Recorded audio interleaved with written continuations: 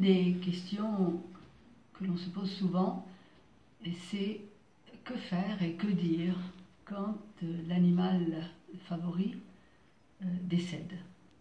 L'enfant, que ce soit un petit enfant ou que ce soit même un adolescent, bien sûr, comme pour chacun d'entre nous, comme adulte, quand meurt l'animal qui a fait partie de la famille, de la maison, qui a vécu, qui a traversé peut-être même un parcours de croissance de l'enfant, qui a grandi avec l'enfant, ou l'enfant a grandi avec son animal, qu'est-ce qu'il faut faire? Faut-il parler de l'animal quand il va mourir parce qu'il est chez le vétérinaire? Faut-il emmener l'enfant? Faut-il en parler avec lui? Faut-il lui expliquer avant? Ou bien si l'animal meurt parce qu'il y a eu un accident, par exemple le chat qui traverse la route, qui sort de la maison et qui se fait écraser. Donc toutes ces conditions qui sont bien sûr des conditions différentes les unes des autres. Que faire? Eh bien, sur la base de mon expérience, puisque je pourrais vous raconter par exemple un épisode d'une maman qui un jour vient me voir, une patiente, et elle me dit voilà ce qui s'est passé, nous étions dans le jardin, le chat tout d'un coup est parti en courant, il a traversé la route, et il y avait à côté ma petite fille qui était en train de jouer dans le sable, dans le jardin, et elle a entendu le coup de frein, elle a tourné la tête, moi aussi, et nous avons vu ensemble le chat passer sous la voiture. Donc moi j'ai crié, me dit la maman, je me suis précipitée, la voiture s'est arrêtée, le conducteur est descendu, il était désolé, et donc j'ai ramassé le chat qui bien sûr était mort. Et la maman me dit, ce qui est incroyable, c'est que ma fille, elle a regardé la scène et ensuite elle est retournée à son bac de sable et elle a continué à jouer. Donc la maman me dit, je suis vraiment très contente, elle n'a pas réagi, tout s'est bien passé. Alors qu'est-ce qui s'est passé en fait? Les enfants ont cette capacité qui fait partie de la psychologie de l'enfant. Cette petite fille avait à l'époque 6 ans. Et les enfants ont cette capacité de déplacer une réalité qu'ils ne peuvent pas gérer. Ils la font comme une espèce d'arrêt sur image, et ensuite cette image est bloquée. Et ils continuent leur vie comme si rien ne s'était passé.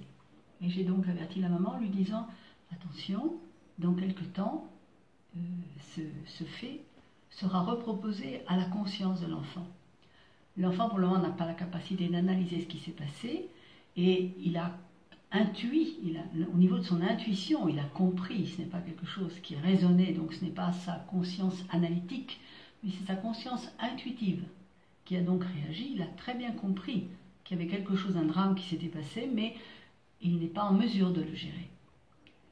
Donc que faut-il faire dans un cas comme ça?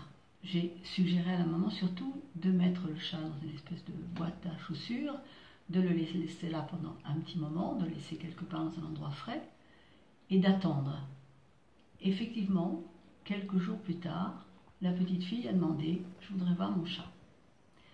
Et donc, la maman m'a téléphoné et m'a demandé « Qu'est-ce que je fais ?» Et je lui ai dit « Il faut lui faire voir le chat ». Dans la mesure où le chat, bien sûr, n'était pas dans un état lamentable, et si vous avez qu'à couvrir la partie du corps qui est abîmée, et vous allez lui laisser voir le chat pour que la petite fille comprenne. Et c'est ce qui a été fait. Donc, ce que je peux vous recommander, c'est ça. L'enfant a besoin de connaître la vérité, mais en son temps, et avec des mots qui sont les mots qu'il est capable d'entendre. Donc, selon l'âge de l'enfant, dans ce cas précis, la maman donc a suivi mes suggestions. L'enfant donc a pu voir son chat, elle a caressé la tête du chat, le corps était couvert, et la maman lui a dit « Est-ce que tu veux qu'on fasse l'enterrement du chat ?» La petite fille a dit oui, et donc ils ont fait un trou dans le jardin, et ils ont fait une cérémonie pour le chat, et la petite fille a fait une petite croix, et puis des fleurs, et elle a mis sur la tombe de son chat. Pourquoi est-ce que cela est très important? Parce que d'une part, les enfants ont une capacité, on pourrait définir, du rituel. Ils savent et ils ont besoin du rituel. Nous aussi.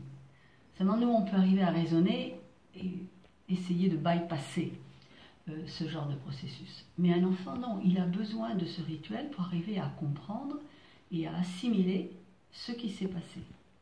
Donc l'enfant, une fois qu'on lui permet de gérer cela, de pleurer sur le chat, de pouvoir ensuite aller sur cette petite tombe, lui porter des fleurs, lui raconter des histoires, etc., tout va bien. L'enfant comprend que le chat n'est plus là, il a 6 ans, ce n'est pas un petit bébé, et il arrive à gérer l'élaboration donc de son deuil. Donc je pense qu'il est toujours très important de raconter, de dire la vérité. Je peux vous donner un autre cas, par exemple, d'une famille où était mort un poisson rouge. Et qu'est-ce qu'a fait la famille? Elle a pris le poisson rouge, elle l'a jeté dans la poubelle et elle a mis un autre, elle a acheté un autre poisson. Mais l'enfant s'est parfaitement rendu compte que ce poisson n'était pas son poisson rouge. Et cela a provoqué un drame pour l'enfant. Il a commencé à pleurer, etc. Bon, c'était un enfant un peu plus petit, mais le poisson rouge avait été parfaitement identifié. Donc je pense qu'il est extrêmement important de comprendre que la mort fait partie de la vie, que c'est un élément de l'évolution de notre vie, aussi bien d'êtres humains que animaux, et qu'en plus, dans la mesure où les animaux sont partie intégrante de notre existence, il est fondamental de pouvoir dire la vérité. Donc il y a des livres que vous pouvez consulter. Il y a un livre que j'ai écrit dont je vous ai peut-être déjà parlé, qui s'appelle Paddy et l'aventure de la vie. À l'intérieur de ce livre, vous trouverez donc des explications sur, c'est le cas d'un chien, non pas d'un chat, et donc la maladie du chien, aller chez le vétérinaire, jusqu'à l'opération, qu'est-ce que ça veut dire, qu'est-ce qu'on peut faire, et jusqu'au moment où ensuite il y aura donc la mort du chien et l'enterrement du chien. Donc il y a bien sûr une quantité de situations dans lesquelles on ne peut peut-être pas toujours appliquer exactement, il faut pouvoir adapter, il faut pouvoir voir la réalité dans laquelle on se trouve. Mais la règle fondamentale, c'est de ne jamais mentir à un enfant et comprendre que l'enfant a, comme chacun d'entre nous, le droit et le besoin de pouvoir élaborer sa peine, son deuil. À bientôt.